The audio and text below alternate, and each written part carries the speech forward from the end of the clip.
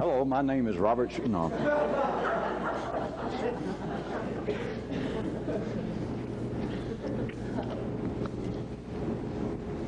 Since for years I keep pointing out that change in the ordinary sense is impossible, let's bypass all that shit. What if change is possible? What if change is possible for ordinary people? Then there's a strange aspect. Even if change weren't impossible, if it occurred, those involved could never notice it. For very good reason. And maybe you'll see why I can say that change is impossible, and now I can say that, hey, what if change is possible? It doesn't matter. Because if change does occur, one's perceptions and expectations in that area also changes. And therefore, if, quote, change occurred, the person to whom it occurred would not fully comprehend it. That is, I guess, spooky sounding, and it's not spooky sounding. If someone, through some great effort, through some small effort, through God knows what, if somebody lost a great deal of weight, how long does it take? I'm talking about somebody lost it. I'm not talking about somebody that's their hobby. How long would it be before that they forgot about it? What if somebody quit smoking after smoking 20 or 30 or 100 years? Just suddenly quit smoking and that was the end of it. I'm talking about able to quit. Just quit. They could call that, or somebody could say, now that's change. Don't tell me that's not change. But the person who did it, under all ordinary conditions, their perception of it, their expectation of what came from it, what I might get from it if I do this, all the ordinary routine expectations and the way that it would be perceived by ordinary consciousness goes almost by the literal wayside, that unless it continues to be an inconclusive hobby, that is, that the person's weight keeps going up and down, or the person stands around and they bite their fingernails and they chew gum, they try to find bark that's got nicotine in it so they can suck on it. In other words, they haven't really quit smoking, or the person that lost weight hasn't really lost weight. That's a different story. But if they actually do, that is, they lose weight and that's the end of the story as far as the weight. It's just a poquito little amount of time that their perception of, boy, what a great thing, I didn't think I could do it, assuming they went that far. It's just gone. They then become accustomed to their new size, their new weight, and that's the end of it. Now, in the city, that won't hardly do. Because for one thing, if it occurred in this manner, and if it became common knowledge, if it were talked about, if it were pointed out, no one would even try to change anymore. Because the word would get out, hey, I know somebody changed. You remember how we used to all believe, or that was that guy, those voices out of the bush who used to holler, you can't change over there in the city. I know some people that changed. Maybe I changed. And you know what happened? It didn't mean squat. I forgot about it. People started saying, boy, you've changed. And I went, what? Didn't you used to be fat? Didn't you used to smoke? Didn't you used to drink? Didn't you used to have an ill temper? Whatever you can come up with. It's meaningless, would be the idea. I had forgotten about it. It's as though nothing happened. The 3D world, one reason that this is so weird, one reason this is not so weird, it's that episodic consciousness, fragmented consciousness, is always talking about things based upon their apparent frontiers. That is, that I, or someone else, but of course I'm a lot more important than somebody else, that I might be able to change, but the feeling is that it is this fragmented piece of something.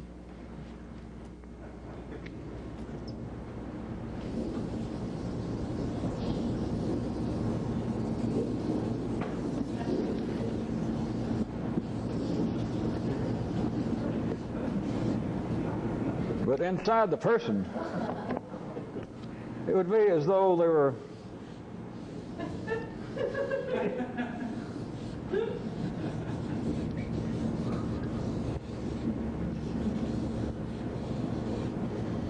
that I'm going to change, and that there is some piece down here, maybe right here, whatever that part is, that in some way, literally, nobody analyzes this way. This is reality. This is the absolute perception of reality that I'm going to change something, such as, all right, I've had it. I am sick of it. I am going to lose weight. I'm going to lose 50 pounds once for all. My weight's gone up and down for 20 years. I'm going to quit smoking. I'm sick of it. Whatever it is, the feeling, and in the city this is true. It's a correct statement. The thing is that there's this one thing, and I'm going to get down in there and simply change it. And that's it. And it's not it. It can't even be done. There is no such frontier. There is no peace of somebody. Ordinarily, change doesn't happen. Ordinarily, now take your choice. You've got to listen quick. Ordinarily, change does not happen. Ordinarily, people do not perceive as change happening because what you're confronted with is a non-ending string of inconclusive statements. Are you still trying to lose weight? Yeah, can't you tell? Well, not really. All right, well, I lost weight you would have been here 2 weeks ago. Then my aunt died and I got upset. I had to go, we had 3 wakes over there, and so I put back on the weight. It's a non-ending, inconclusive statement. But if indeed somebody did conclude a statement that this one piece I have in some way reached down there and moved it, if you did that, then every other piece of this puzzle, every other piece of the human nervous system gets shifted. And what is primarily shifted that no one takes into consideration is your perception of what you were vis-a-vis whatever area this was. And I still want to add, for those of you that really get into this, not only your perception, but your expectation, which some other time I point out to you that expectations are perceptions. But if change does occur in the city to ordinary people, then the people to whom change occurs can't perceive it. Now, I tried to give you some breathing room, such as, all right, they can perceive it for an hour, a day, a month. The horizontal measurement is of no importance. What is of importance, and some of you should already be able to hear this based upon your own past experience now that you've got a new way to look at it, is that things that you thought was a big deal, and maybe you did overcome some habit, or you did do something that, God, I'm going to devote hours a day to lifting weights and getting strong, or to starving myself, or to doing something to change something, my weight, or break some habit. And you did do it, and what did it mean? After just a reasonably short period of time, nothing. Nothing. And in the city, that is, it moves from a spectrum from incomprehensible to, oh my God, don't let that be true. People believe that a conversion to some new thought system, a religion, a marriage, anything in the city, having children, that I will do this thing, and there's no doubt that it will create a change. My whole being in some way will shift in an agreeable manner. I am granting you that you might have 2 or 3 minutes, 2 or 3 hours, 2 or 3 months, it doesn't matter what, that seemed to be some agreeable shift. I did this and I'm glad. I feel so much better now that I quit drinking. Now I gave up drugs. Now that I've lost 147 pounds, I feel so much better. And 2 days later, you don't even notice it. Now, can you tell me if there's such a thing as change? Is there such a thing as anything if you can't remember it, if you can't perceive it, if your expectation of it disappears? That someone can say, well, didn't you do so-and-so? Didn't you undergo some change? Didn't you affect some change? And you go, yeah, kinda. Yeah. But it's always a yeah, because the thing is, the payoff was not what you expected. You can't even perceive that there has been some great change.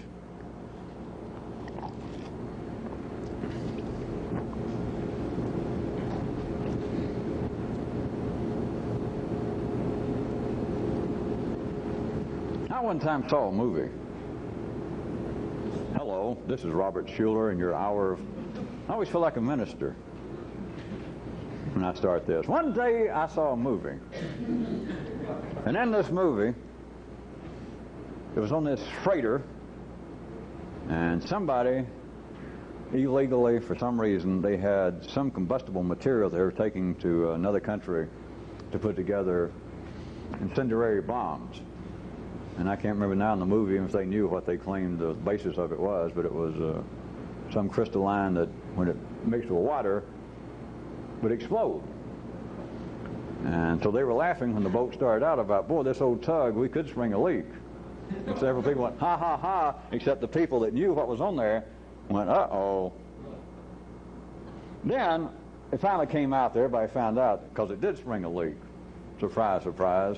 And here it is, water rushing up to these big canisters of this stuff that once the water reaches it, it's going to start exploding. Then one of the guys points out, hey, we are in what could be known as a real royal, if not maritime, pickle, because he points out the rest of them, he said, can you dig this? We can't even throw this shit overboard.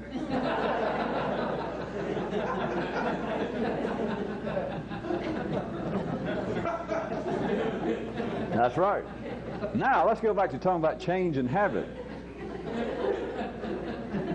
Do you realize, from a revolutionary view, that is, if you begin to understand how humans are wired up, how humans are not episodic, how life is not episodic, how frontiers are all an illusion,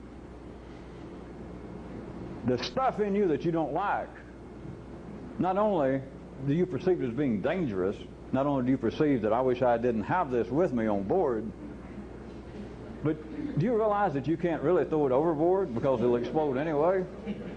That they start taking out these canisters and they go up to the edge of the rail like, well, hey, at least we'll get them off board, then the water won't get to them and blow us up. And so they throw off one if they were that dumb, which they probably would be if this wasn't a movie. They throw off one, and how far can they throw it? Yeah. And then, so they're going to blow up right outside the hull as opposed to down in the hull. It's a great improvement. That you can't throw it overboard. You can't get rid of it. Like this is, of course, again, for you people that might be getting in here newer, and I'm sick of you new people coming in and seeing tapes in other times and other places.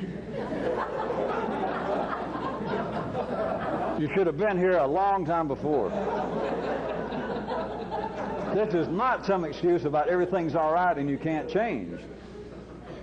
If everything's all right, you certainly don't want to be here. And if you can change, you certainly don't want to be here. The rest of you. To realize there is nowhere to throw anything. You can throw it in somebody else's backyard, but then when you begin to see good, you realize that everybody else's backyard is your backyard. You realize that you can't throw this stuff far enough away from the ship.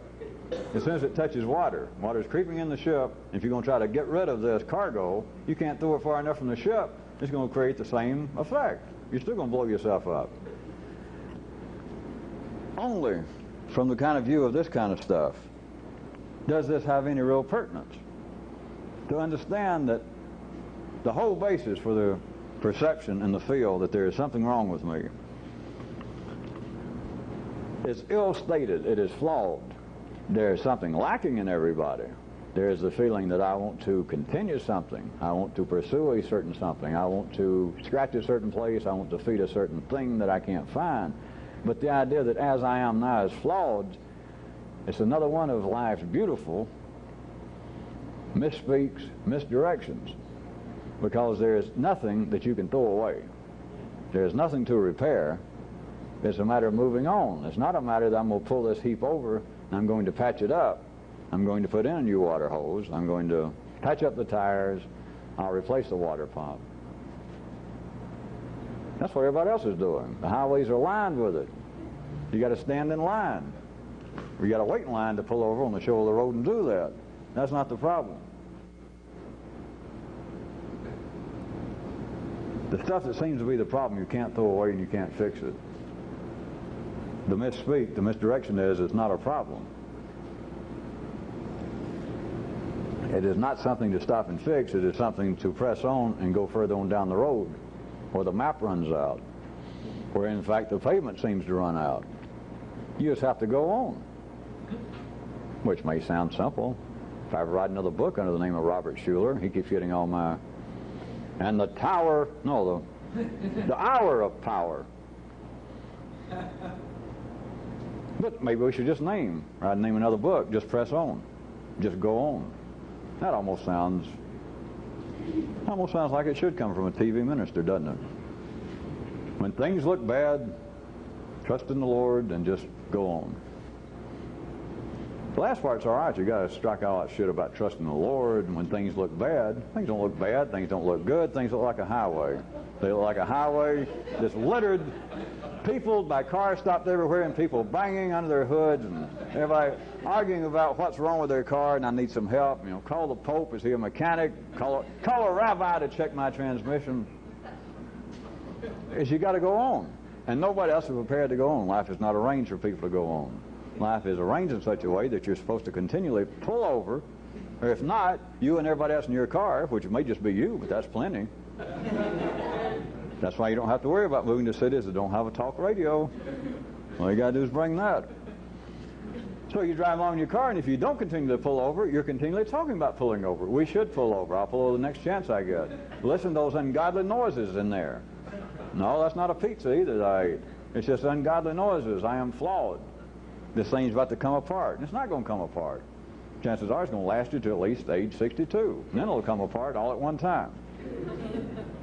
But it's not a matter of it coming apart. But as long as that appears to be the problem, as long as that appears to many people to be the purpose of human life, that is to rectify the ills of man, to rectify the psychic ills, the spiritual ills, in some way the gods and the forces that put in man, as long as you do that, you stay on the course. You stay on the road, you stay in your car, you stay in your vehicle, you continue to make these useless efforts. So only a few people realize the car is not breaking down. But if it is, all it can do is really break down. It's not going to break down a little bit. If your car is not going to last 62 years and it's getting seriously broken down now and you're 30, well, you just saved yourself 32 years. But to understand what's going on, you understand there is no problem with the vehicle. Everybody's got a problem. It's just nothing. And so you got to stop spending your time and spending your effort worrying about what should be done to patch up the car. Why I should be pulling over. There is nothing wrong. It is a matter of going somewhere else.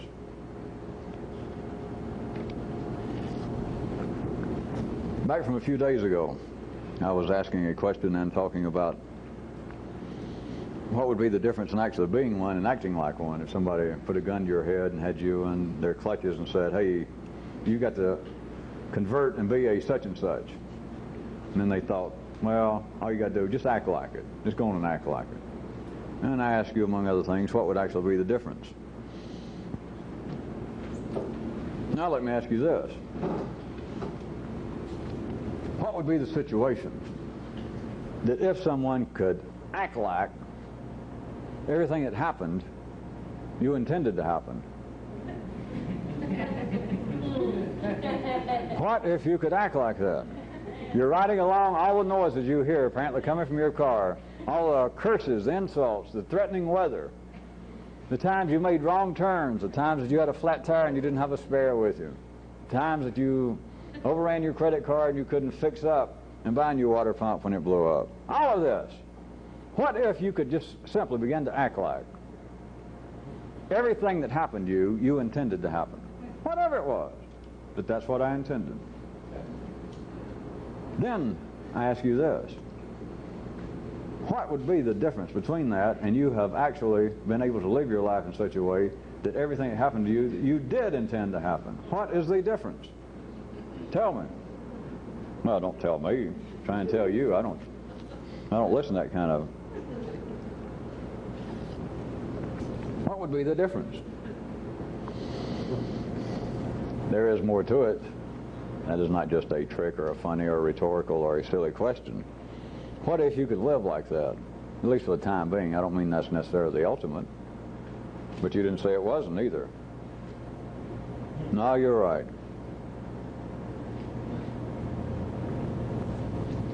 I was just patronizing the person that asked that. It would implicate parts of your nervous system in a further journey, the likes of which you can only suspect. Do you realize that you would cease to be struggling with every inconclusive statement in the world? You would cease to be struggling with all the extraneous, frightening, unknown noises in you. You would no longer struggle with them. Whatever it was, there would no longer be a question about, why did this happen? How did this happen? What does this mean? this means whatever the hell it strikes me as meaning so-and-so. Would you find that unusual? Why should I find that unusual? It's exactly what I suspected. I knew that. But look at what happened to you since I've last seen you. Yes, and I am darn proud of it. I bet a lot of you didn't think I could do it, did you? Of course, all of that to a revolutionist. Those last little examples there that apparently verbal byplays between two people, that's just kindergarten. We're talking about now all of it occurring inside your own state of you wondering, here we've done it again. That's right. Can you believe this happened? What do you mean I can believe this happened? I expected no less. Why are you surprised?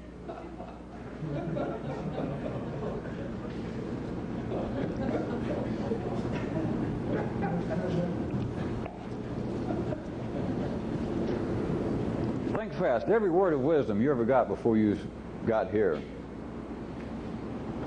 Every philosophy, every piece of religion, all the great historical moments and truths, all of it in life,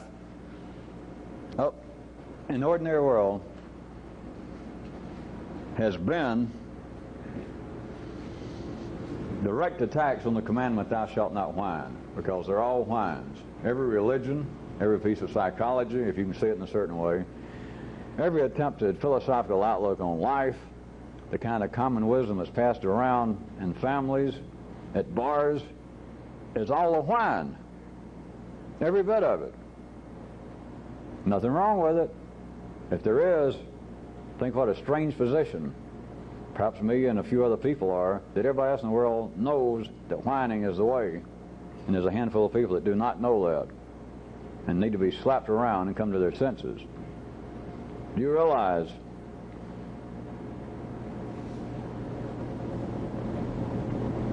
if you could simply act as though everything that happened you intended to act, do you realize that there would be no possible way, not simply a verbal lack of justification, I am telling you the reality, your nervous system could no longer whine.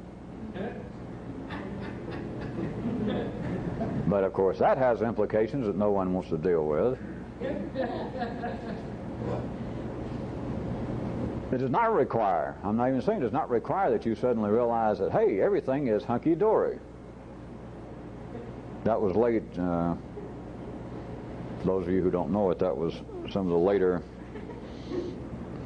well, about 300 BC, I'm not sure what to call it. It was some of the later philosophical approaches of a group that I don't care to go into. But anyway, they referred to that which seemed to fly as being hunky-dory. But you don't have to realize that things are hunky-dory.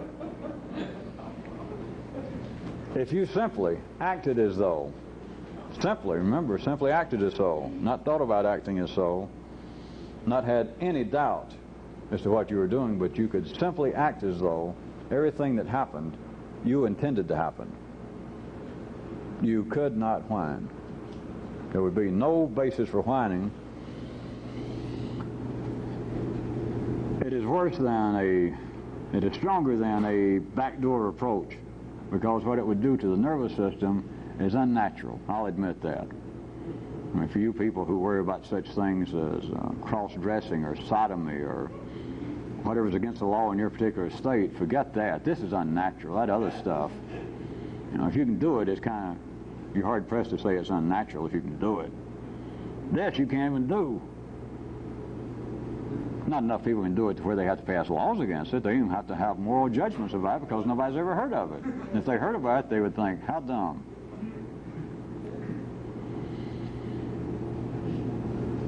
If you could act as though everything that happened, you intended to happen, it would be an unnatural act, and it would have unnatural consequences on your nervous system.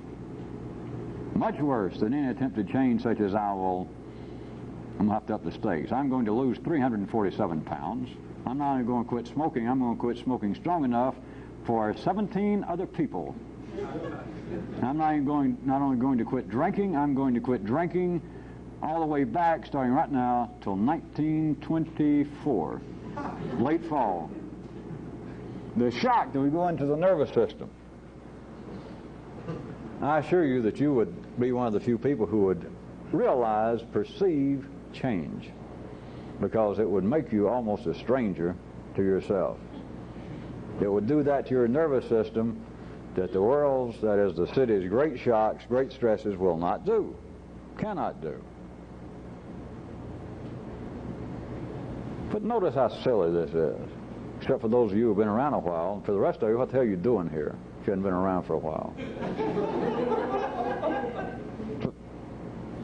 Realize what it would do to you is everything that you thought you've ever asked, you and everybody else, since you, those who have been around a while, are everybody else. All the questions, all the complaints, every question about good and evil, right and wrong, life and death, mother and father, all of that.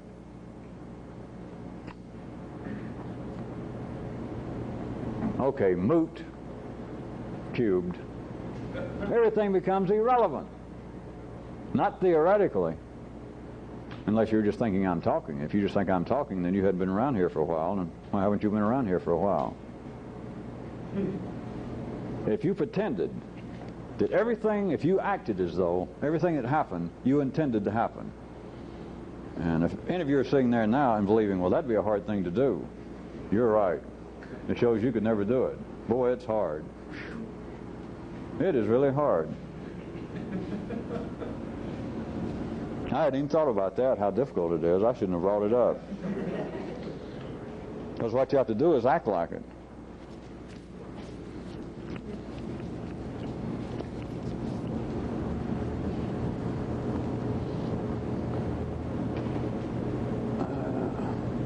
Since I was trying to speak you over into areas wherein things I've said are not true could be true, and things I said are true might not be true, and etc. How about the great division I pointed out that was singular with man, that humans not only can act, but as far as the 3D perceivable level of the city, as humans can think about acting, that they've got those two recourses in what seems to be their repertoire of responses to external stimuli, even their responses to Robert Schuller. There's not only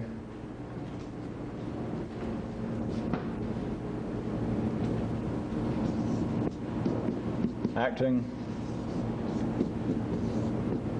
and thinking of acting, there's another one that I can fit in with this.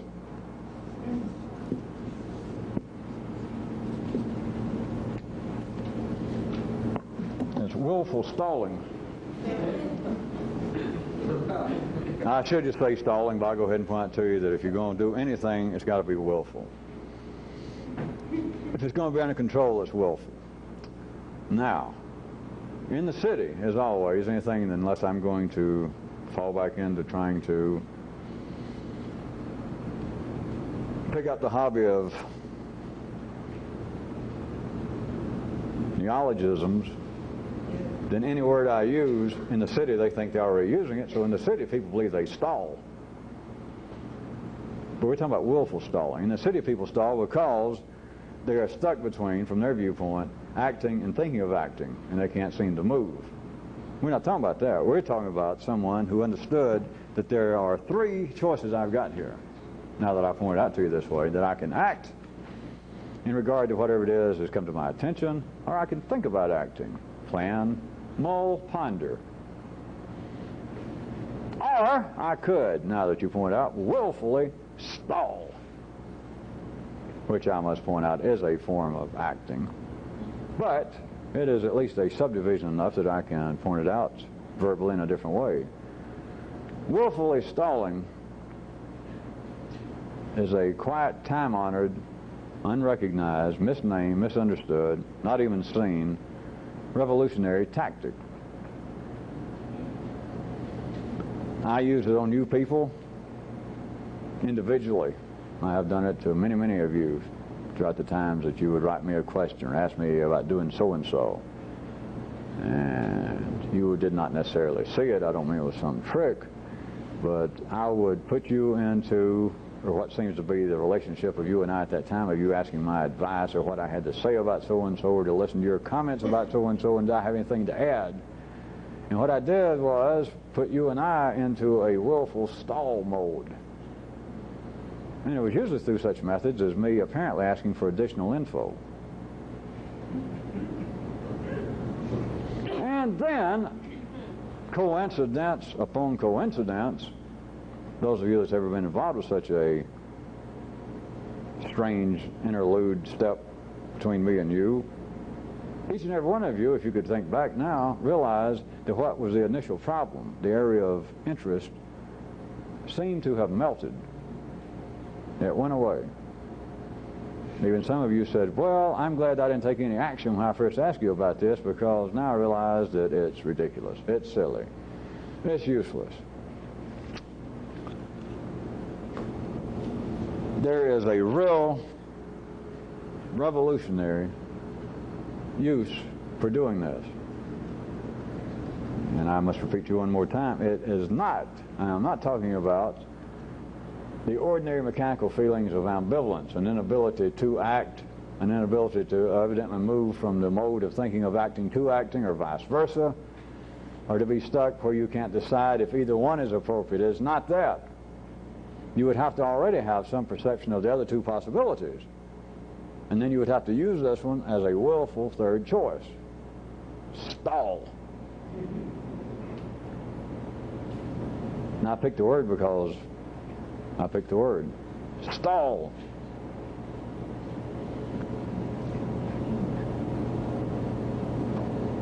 It is a way in which you're dealing with the non-ending flow of inconclusive statements, which also can be seen as the never-ending form and flow of inconclusive possibilities. That, all right, I could do so-and-so, but if I do so-and-so, then what will they do? All right, wait a minute. I could do, I'll tell them that I decided to do so-and-so, but then his partner may say, yeah, but you should have, all right, wait a minute. Okay. I bypass, I'll call the partner direct. I'll call him, or I'll call his wife, and I'll say, did you know so-and-so? And she, all right, she says, yeah, then I'm, but what if she says, no, I didn't know that? Then I'm, well, damn. All right. All right, if I start tomorrow, if I start first thing, and I start trying to fulfill this plan I got, well, what if it rains in the morning? What if I oversleep? That is a form of the never-ending flow of inconclusive possibilities, inconclusive statements. And there's a way in which to deal with that by willfully stalling. Willfully. But you have got to know what you're doing, which is no big trick. You have got to intend to do it. You can't do it accidentally. Because I think all of you people, except you new people who stumble in off the street to get out of the rain, everybody else realizes that you can't do anything accidentally. Nothing. People that fall down in a hole and come up with a gold bar in their hand, the price of gold tomorrow will plummet. They'll find out that they're dying of malnutrition, and they'll discover they can't eat it. Nothing worthwhile happens by accident. Okay, in the city. It doesn't out here. It doesn't accidentally ever happen. If you know how to willfully stall, what it does is not put off. This is not, as some of you, as all of you should suspect, this is not some excuse such as, I've got to go have double-barrel root canal work next week, but I think I'll stall it because I don't want to go. We're not talking about that. We're talking about being able to willfully, what it amounts to is you cut off the non-ending flow in some area in your perception and where you are looking of these non-ending flows of inconclusive possibilities, inconclusive statements that you, on the basis of either acting or thinking of acting, perhaps you don't find either one of them to be apropos at that time. The third possibility is I am going to willfully stall, which is a form of putting the vehicle in neutral on purpose. That you do it, and you have to hold it there. You can't just put it there and it continues to slide. It will not coast in neutral. It will stop unless you willfully cause it to stay there.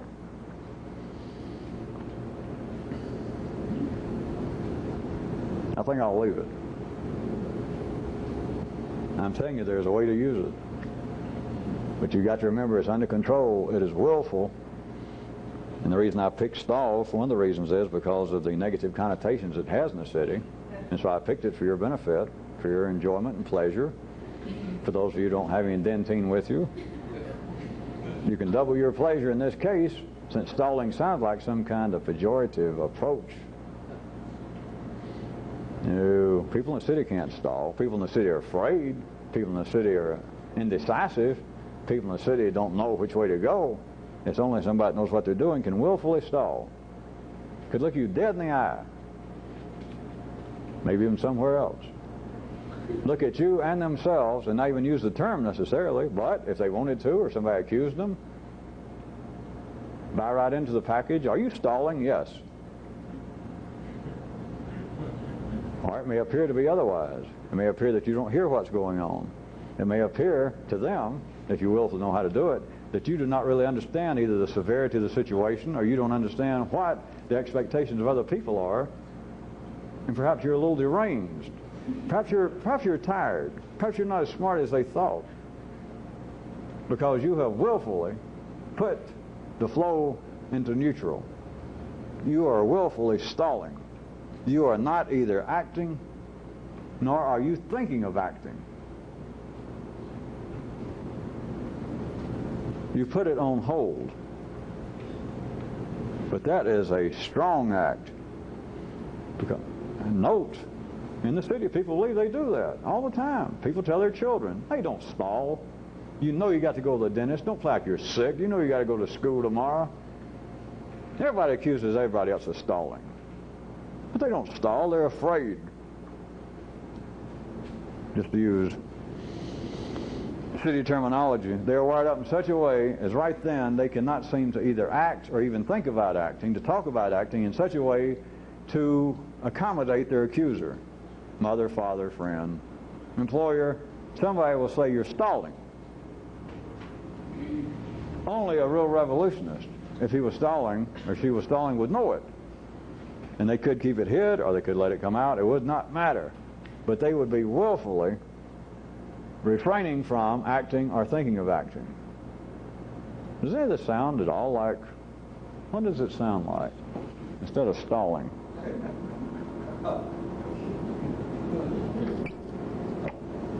Let's see, what is it? It strikes some kind of familiar odor to me. I can't. It's almost like, it's almost like total disremembering, I guess. No? Like widespread, almost total, fuck it. But it would have to be simple, it would have to be direct, that for the time being, I am putting this on hold.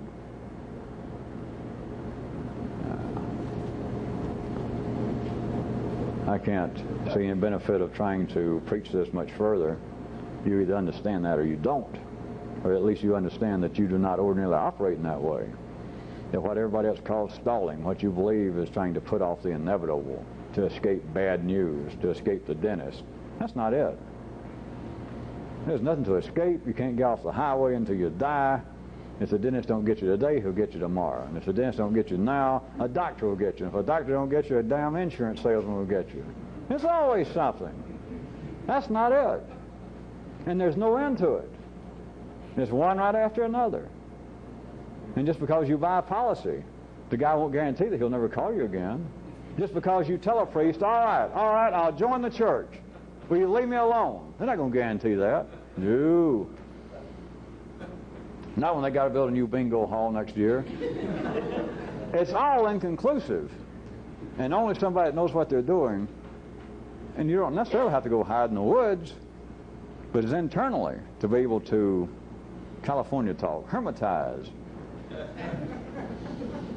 Is you're able to take what seems to be going on, and in a sense, at that moment you have concluded that which is inconclusive. You have concluded on the basis of, put it in neutral, put it aside, and that's it. And nothing that anybody can do will make you deal with it. We're not talking about out there. That's pretty small fish. So in here, I'm not going to deal with this halfway. I'm not going to deal with this on the basis when I can't either act or not act, and when I can't act and quit thinking about acting. Neither of the two are satisfying. Any of the possibilities of which I can now perceive are not satisfying. Therefore, I will willfully stall. It is a form of conclusion. We got to turn the tape over.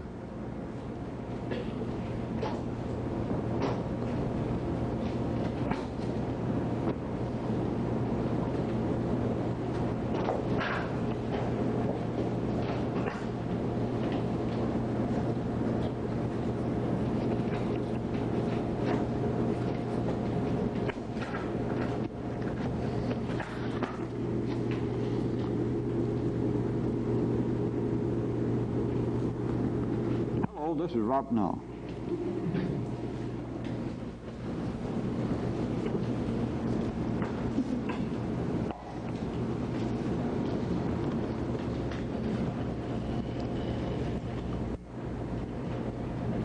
Since it's still the wrong time of year to get into animal husbandry, how about spelunking?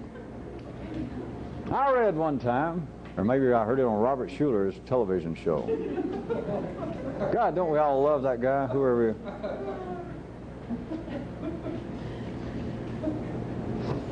I always don't want to say. It was said thusly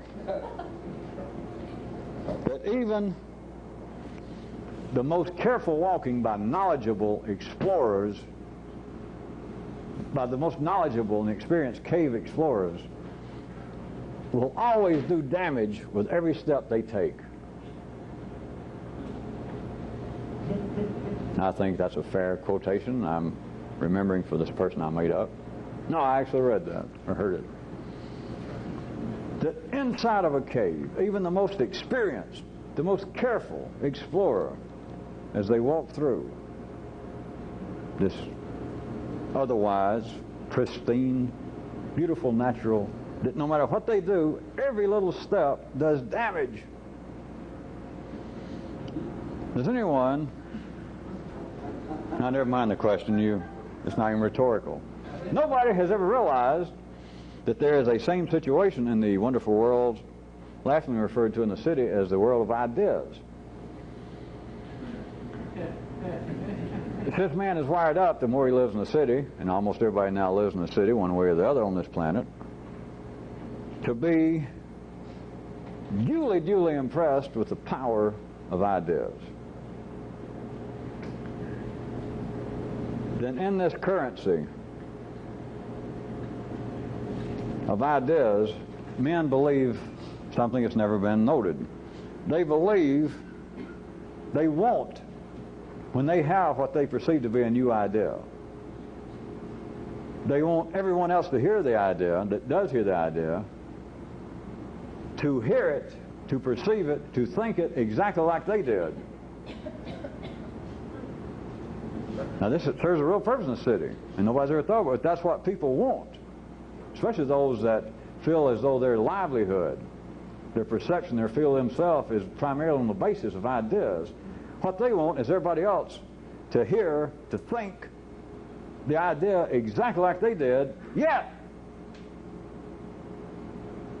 if you think somebody else's idea, then you are going to do it some damage under your exploratory foot, no matter how careful you are. Now, as I said, this is strange because it's never been talked about, but you got to hear, you've got to feel it in yourself.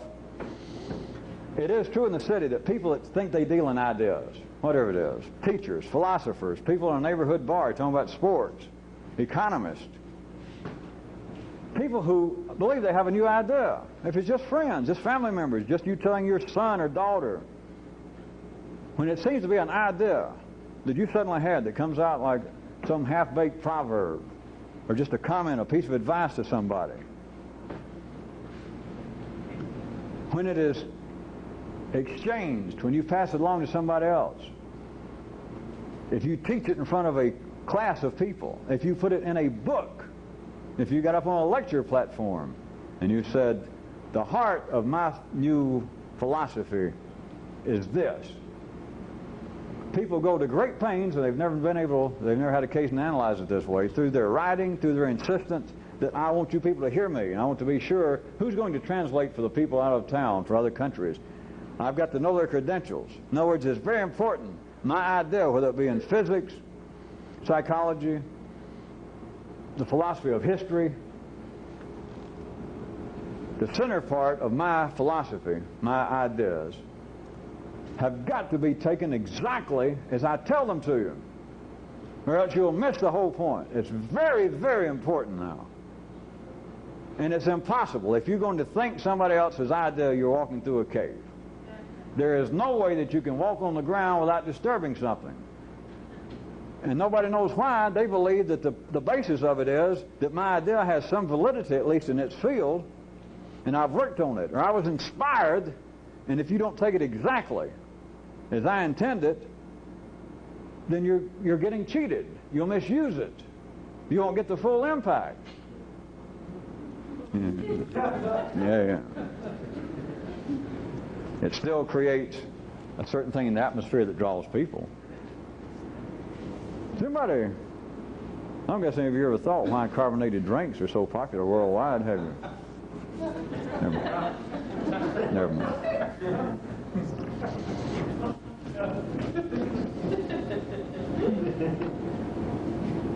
It is wired into the nervous system of life that comes into the nervous system of man that ideas, to have any validity, the kind that really seem to move and shape the progress, if not the evolution, but the progress of humanity, is in new ideas.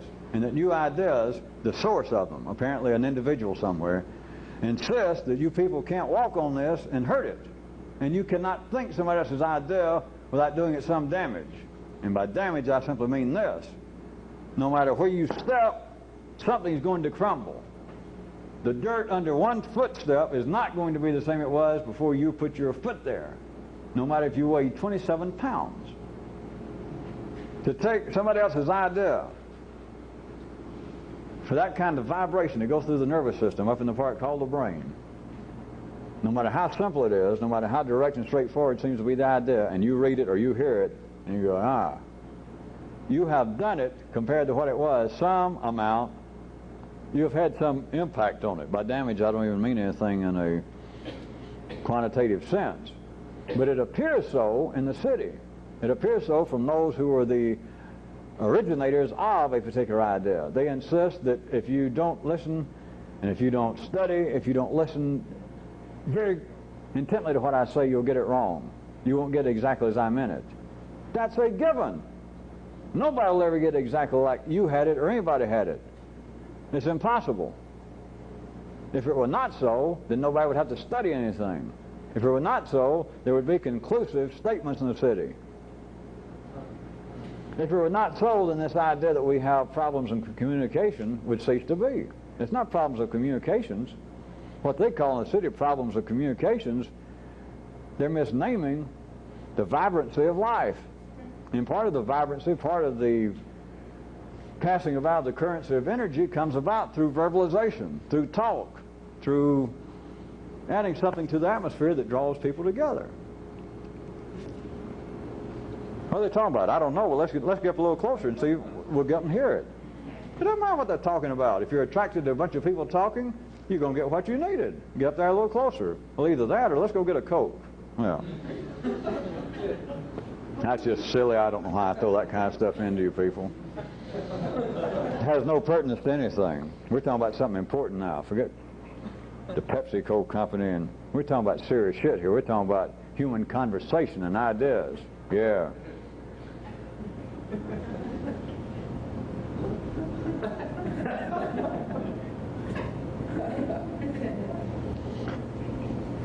If you can get anything from that, not the stuff about carbonated drinks, but about the rest of it, you would have to see that ultimately a real revolutionist has got to furnish his own fresh ideas, because anything he gets from anybody else is not going to be what they thought it was, assuming it had any validity. If it had any pertinence, if it had any purpose at all, he will not get the exact purpose. There's only one idea, one source of ideas that you can take and not hurt them. that you can walk and not hurt them. That's your own. If they don't come through you, then no matter, let's assume that by and large, if you're interested in this, then the best ideas you're getting are from me. But nobody's sitting here. It's impossible. Whatever it is that I see when I make some statement, that God is horseradish, or whatever it is, that nobody knows what they're going to say next. And it sounds simple enough. Whatever it is I'm seeing, it's impossible for you to see exactly what I'm seeing. It's not possible. That's why I don't fool with it. That's why I don't tell people that you must take notes and let's all repeat and we're going to be quizzed later. I don't have to quiz you. I know everybody would fail. It's not possible to pass. If it was possible to pass, you'd see it. And if you saw it, you'd forget that I even told you that. It'd be irrelevant. You have got to be your own source. You have in some way have got to, how about more California-ese? You have some way got to get plugged into the kind of source wherein apparently new ideas flow through you and you are not absolutely subjected or subject to having to find an external source.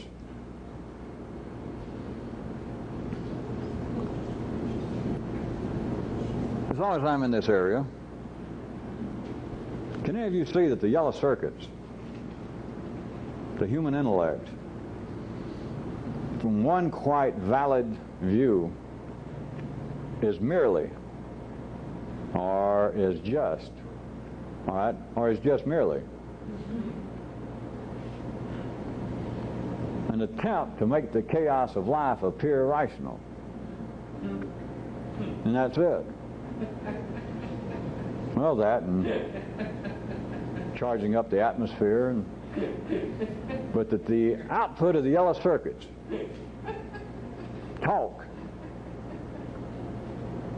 and of course then the written word, but right now it's talking about talk, can be seen as merely an attempt to give the appearance that the chaos of life is rational.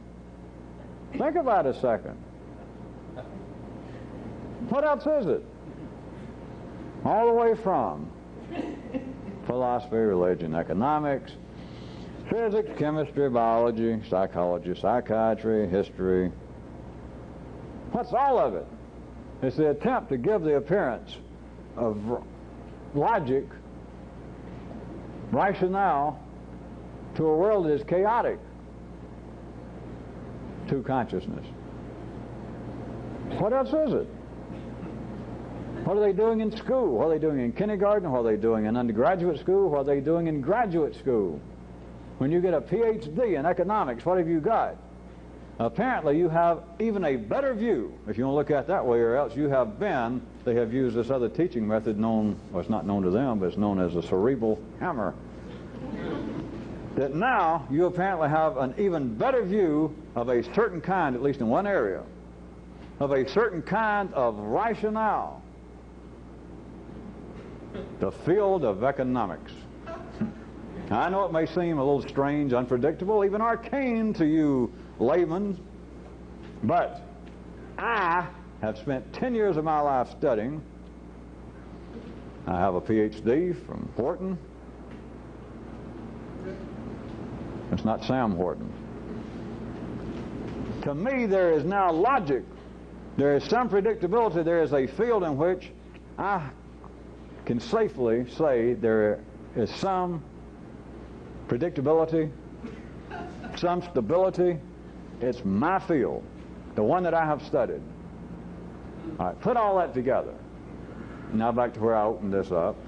Can you see that the yellow circuits, not just in one person, but the yellow circuits, being a phenomenon of all of humanity collectively, can be seen as a systematic attempt to give the appearance, to give a rational appearance to the otherwise chaotic nature of life. And that's it. You can call it anything you want to. You can say that 2 and 2 is 4, and God, I feel much better knowing that. Because there's a bunch of stuff I don't know. I don't know why people die. I don't know why I get cheated all the time, and women look at me and say, "Go out with you." All right, but I know that 2 and 2 is 4. I know that 2 and 2 is 4 when I'm sober. I know it when I'm drunk, when I've been turned down, when I'm horny, when I just got laid, when I just got good news, when I got bad news. 2 and 2 is always 4. Or the Elliott wave theory will not hold up under certain market conditions. That I know as an economist. I know, being a biologist, that the cellular tension necessary, blah, blah, blah. Put it all together, take the yellow circuit, the intellectual activity, the approach, the attempt, the apparent systematic attempt that the yellow circuit in toto of all humans, its output, its purpose, what it is accomplished, besides perhaps getting you a job teaching somewhere if you had a PhD. Other than that, what is it? It is to give the appearance of some rationale, some logic, some predictability to what is otherwise chaotic and disordered. That's it. You can cut it any way you want to, you can talk about it any way you want to, and not to me. Talk to yourself about all the great, intricate leaf motifs of the cerebral processes of the human brain, and I don't care how it comes out, it's still doing the same thing. It is to give the appearance of a rational structure to what is otherwise disorder. That's it. Now, if any of you can begin to see that, I say that's it, of course there's stuff behind that, but if you can begin to see that, I'll go so far as to safely assure you that you're going to find that to be a great relief. And I don't mean a relief to escape some of these normal pressures that otherwise would have, of course, all of you understandably drinking and taking narcotics and praying and chanting. I'm talking about the kind of relief to see it and go, ah, that in a split second you understand what the human brain's for. It saves a lot of time to go through a study of postgraduate work of neurology, or what are we talking about, 12 years? And to be able just to understand it, that's the kind of relief. It saves you some big bucks also, and a lot of time in school. But along with the yellow circuit, back in one of the areas I was just mentioning, that in this wired up dynamic of humans believing that ideas are very powerful, that ideas are the fuel running civilization, our hope for tomorrow, blah, blah, blah. If an idea, back in the city, if an idea is not new, it's not really worthy of the name being an idea. Now, many people in the city, if I presented that, would fail to give me an argument. They'd say, oh, that's probably true. But in the city, that is, in the city level of your own consciousness individual, it is not noted that there's any difference. But ideas that are already a part of your repertoire are not really ideas anymore. The only thing that seems to be of any value, whether it seems to have any practical value or not, but the only thing that seems to be exciting, interesting, and to have any potential value at some time is something you hear that to some degree strikes you as new. Ah.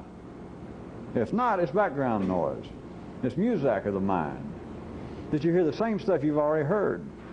Many times I'm talking, you think, yeah, I've heard that. Oh, I thought that. Yeah. It's just nothing. And I may try to insist that, listen, I'm going to put this real simply, and I'm not going to try to make up any new terms, but I try to listen because I'm pointing out something that's not normally pointed out, or never been pointed out. And I'll say it, and you go, yeah, yeah. If it doesn't strike you as new, it's not really worthy of the idea or the name idea. Now, in the city, that's especially true. And here, it's especially true.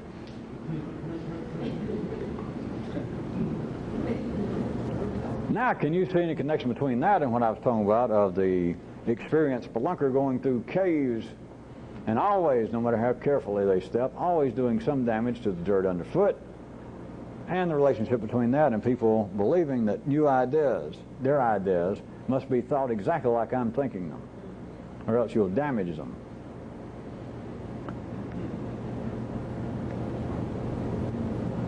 Can you see that even thinking somebody else's idea can be new to you because you have damaged it? Because it is not. You don't have to try to do this, because you are not hearing, you're not seeing, your nervous system is not reacting to the sound waves, to the internal movements of the molecular structure in your brain that you think you hear this sentence, this idea, or you think you've read it. It is not having the same effect on you, and vice versa. You understand, vice versa. As it was the person who apparently wrote it initially, who said it originally. So in that sense, everything you hear is a new idea, even if it's an old idea. That if somebody says, here's my new idea, and they go blah, blah, blah, blah, and you think, Jesus, Chesterton wrote that 20 years ago. I've already read that. Or if somebody says, all right, I'd like to say this about the nature of love, blah, blah, blah, blah, blah, and you go, wow. And then you might analyze, or somebody saying to you, say, I've heard that. That's not original. That guy stole that somewhere. You might go, well, it may be, but geez, I just realized something. Huh.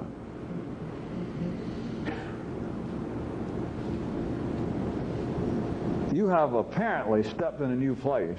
You have apparently had a new idea that the basis of it, by some report, by your first impression, may have been that even this person didn't initiate this. What he just said, he stole from somebody. I can't place it, but wait a minute. You know, what it seems to have done is to triggered something else. That'd be one way to put it. But I'm telling you a little more bluntly, it's not even really triggering something else. It is that everything that you actually do yourself is new. And people don't ordinarily realize it. They could not ordinarily realize it. It would be too inflammatory. You would then have so much on board, you'd have to try and throw some of it overboard, and there's nowhere to put it. And you begin to think, I am becoming inflamed. I am becoming a floating, tight ship with this loose cargo that's getting close to the water, and it could all blow up on me. Of course, that's what good God Larry made alcohol, religions. Is calm yourself down. Don't get too excited. You can always turn on, hello, I'm Robert Schuller, and this is the hour. You can find somebody that will say, all right, calm down. And you don't have to leave home to find the person. It's always there. And if nothing else, your inside person may not care to do my continuing for whatever ED fixes come over me for me to keep doing the intro to Robert Schuller's television show. You don't even have to do that. Internally, you can deal with yourself on this basis of, all right, instead of Robert Schuller, another one of my favorite ministers, Little Richard, just say, shut up. That's all you got to do. Just calm down, take a nap, look off. Everything's all right. See? Nothing to think about. All this, a few things to think about. Noises under the hood, a little smoke coming out. But nothing really to worry about. Not on the basis that sometimes being here makes you feel. You should calm down.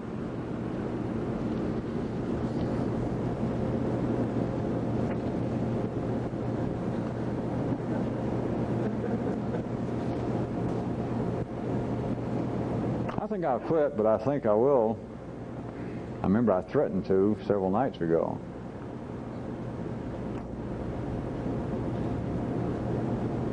And I willfully stalled. And I don't think I'll ever comment on it. I won't comment tonight. But I'm going ahead, since I threatened to. I'm going to give you a definition of a comedian. And I don't do this as a closing joke. This is deadly serious. So I use comedy a lot.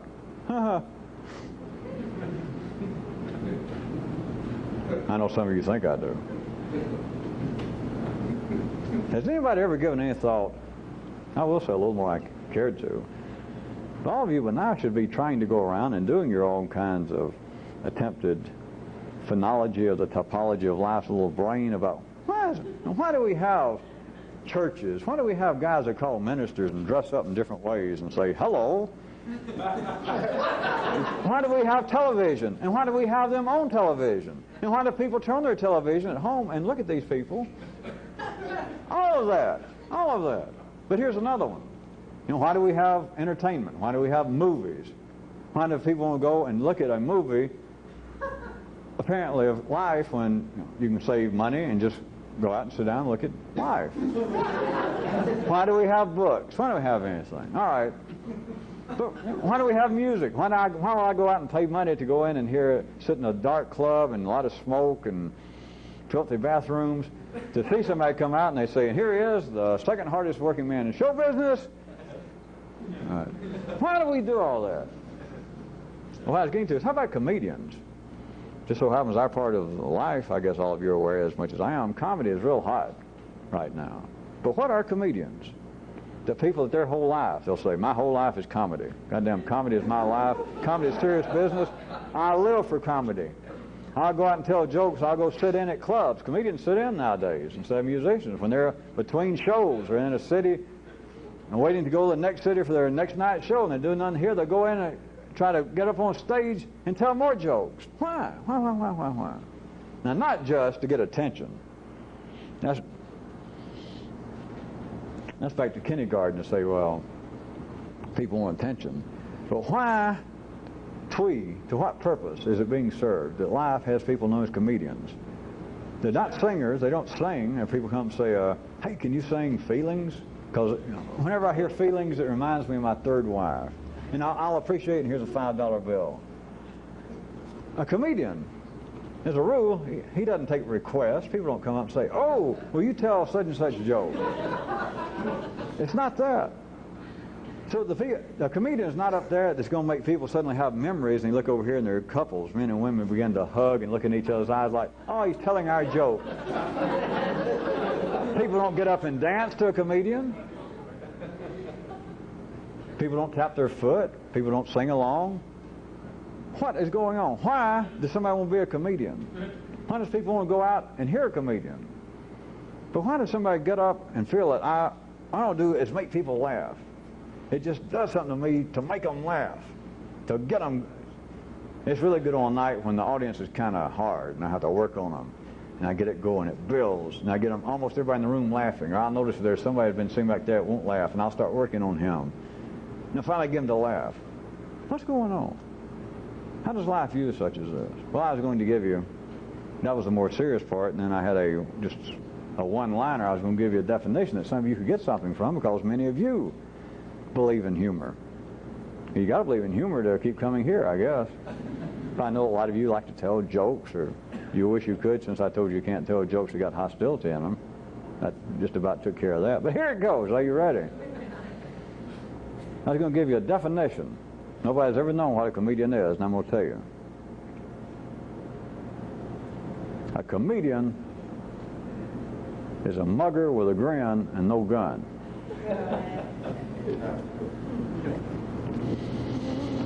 Oh, all right.